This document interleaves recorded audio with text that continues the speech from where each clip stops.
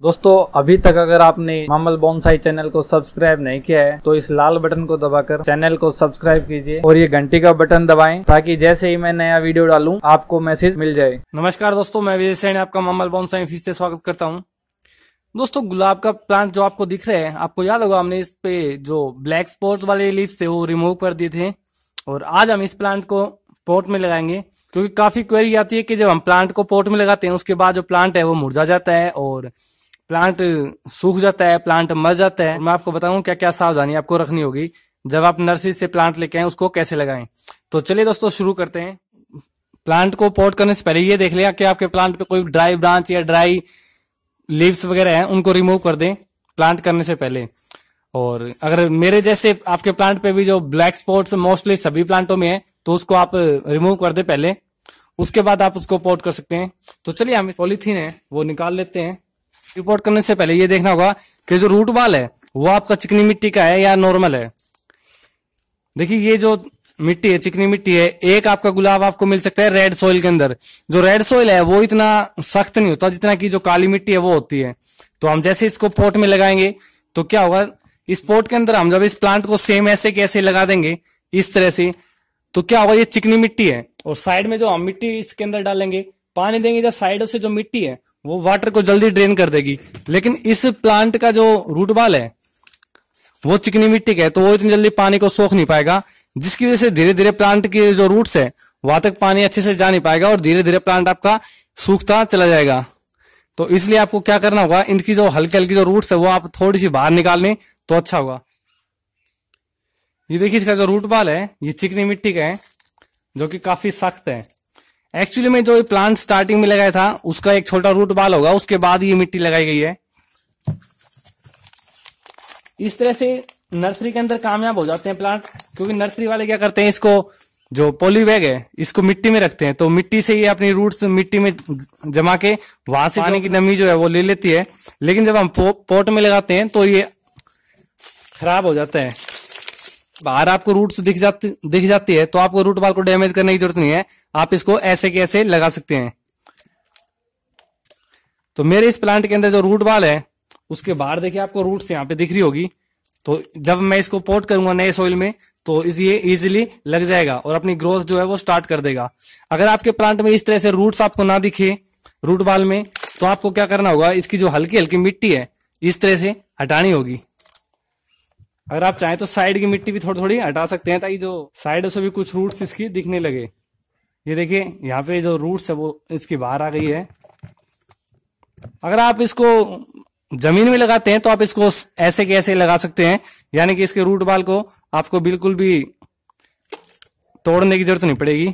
लेकिन पॉट में लगाते हैं तो ये ध्यान रखें कि प्लांट की जो रूट्स है वो तो बाहर जरूर हो।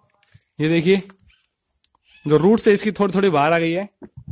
आपने अगर कभी पहले रिपोर्टिंग नहीं किया तो एक चीज का ध्यान रखें, रूट बॉल को ज्यादा डैमेज ना करें, अदरवाइज जो प्लांट है वो सर्वाइव नहीं कर पाएगा आपसे। तो आप सिर्फ हल्की हल्की इसकी जो साइडों की मिट्टी है वो हटा सकते हैं।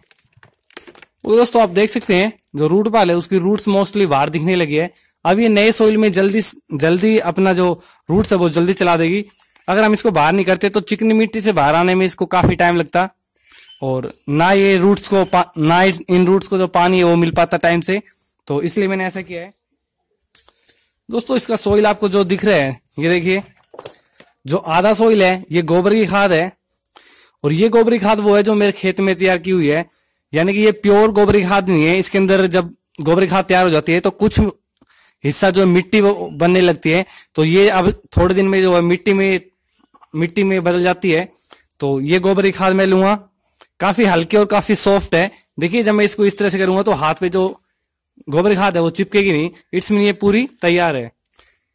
जब भी आप गोबर खाद यूज करें तो एक चीज का ध्यान रखिए, ये तैयार हो। अगर ये कच्ची होगी तो आपके प्लांट में जो प्रॉब्लम आ सकती है, उसमें जो कीड़े हैं वो लग सकते हैं, दीमक है वो लग सकती है, तो इस चीज का आप ध्यान रखें। तो मैं इसको, और जो ये है ये खेत की नॉर्मल मिट्टी है जो बालू रेत होती है, ये थोड़ी सी गिल्ली है इसलिए आपको ऐसी लग रही है, और ये हमारे खेत की मिट्टी है और ये गोबर की खाद है। तो आधी ये ले लूंगा मैं और आधी जो मिट्टी है, आधा गोबर की खाद लूंगा और आधी मिट्टी, दोनों को मिक्स कर लूंगा। अगर आपके पास गोबर की खाद, प्योर गोबर की खाद है, यानी कि जो स्पेशल गोबर की खाद तैयार होती है वो है, तो आप 1 पार्ट उसका ले सकते हैं और 2 पार्ट मिट्टी का ले सकते हैं। खली है तो आप वो ऐड कर सकते हैं उसके अंदर 1 से 2 चम्मच। ओके दोस्तों, मैं इसको मिक्स कर लेता हूं। मैं आपको बिल्कुल सिंपल तरीका बता रहा हूं ताकि आपको ज्यादा चीजों की जरूरत ना पड़े, यानी कि सिर्फ गोबर खाद लो और मिट्टी लो और उसको मिक्स कर लो। इसको हम इस चीज का और ध्यान रखें, आपके पोट के अंदर जो होल है वो होना बहुत जरूरी है, अदरवाइज जो प्लांट की रूट्स है वो सड़ जाएगी। ये देखिए जो मिट्टी है वो हमने तैयार कर ली है। अब हम पोट लेंगे।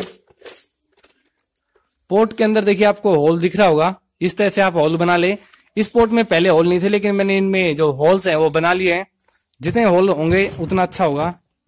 अगर होल्स आपके पोट में ज्यादा बड़े हैं तो आप इसके ऊपर ठिकरी लगा सकते हैं, लेकिन मैं इसके अंदर अभी ठिकरी नहीं लगाऊंगा क्योंकि मैं इस पोट को जमीन के अंदर रखूंगा, तो मैं इसको ऐसे यूज करूंगा। सोइल ऐड करने के बाद एक बार आप प्लांट की जो रूट बॉल है उसको रख कर देख ले। आई थिंक ये ठीक है। अगर आपके पास फंगिसाइड पाउडर है तो वो सॉइल में जरूर ऐड कर लें। ऑप्शनल कुछ चीजें हैं जो मैं आपको बता रहा हूं, जैसे फंगिसाइड पाउडर अगर आपके पास है तो वो आप यूज करें ताकि आपके प्लांट में जो फंगस की प्रॉब्लम है वो ना आए। दूसरा, अगर आपके पास नीम खली है तो वो आप ऐड कर सकते हैं। तो चींटियों को मारने वाली जो दवा बताता हूँ, इंसेक्टिसाइड पाउडर, वो अगर आपके पास है तो आप वो भी ऐड कर सकते हैं। आधा चम्मच आप पूरे सॉइल के अंदर ऐड कर लें, तो उससे जो कीड़े मकोड़े जो है वो आपके सॉइल के अंदर नहीं लगेंगे। हड्डी का चूरा आपके पास है तो वो आप यूज कर सकते हैं, जिसको बोन मील बोलते हैं। तो ये सब चीजें ऑप्शनल है, यानी कि हर किसी के पास ये चीजें नहीं मिलती, इसलिए मैं आप बिल्कुल सिंपल जो तरीका है वो आपको बताया है कि आप मिट्टी और गोबर की खाद सिर्फ ये ऐड करिए, आपका प्लांट अच्छे से ग्रो करेगा। फिंगर से जो सॉइल है साइडों में उसको फिल कर दें। अब हम इसमें जो वाटरिंग है वो कर देंगे। अगर आपने रूट बॉल को ज्यादा डैमेज किया है तो इसको डायरेक्ट सनलाइट में ना रखें, सेमी शेड में रख दें। उसके बाद 1 सप्ताह के बाद आप उसको फुल सनलाइट में रख सकते हैं। अगर आपने रूट बॉल को ज्यादा डैमेज नहीं किया है तो आप इसको डायरेक्ट रिपोर्टिंग के बाद भी धूप में रख सकते हैं। लेकिन अगर तेज गर्मियों का सीजन है, तेज हीट का, तो आप इसको सेमी शेड में रखें। इस तरह से दोस्तों जब आप प्लांट को लगाएंगे तो आपके प्लांट के जो पत्ते हैं ना तो वो गिरेंगे और ना आपका प्लांट मुरझाएगा ना आपका प्लांट मरेगा, अच्छे से प्लांट ग्रो करेगा। ओके दोस्तों, नेक्स्ट वीडियो में फिर मिलेंगे, तब तक के लिए नमस्कार, शुक्रिया।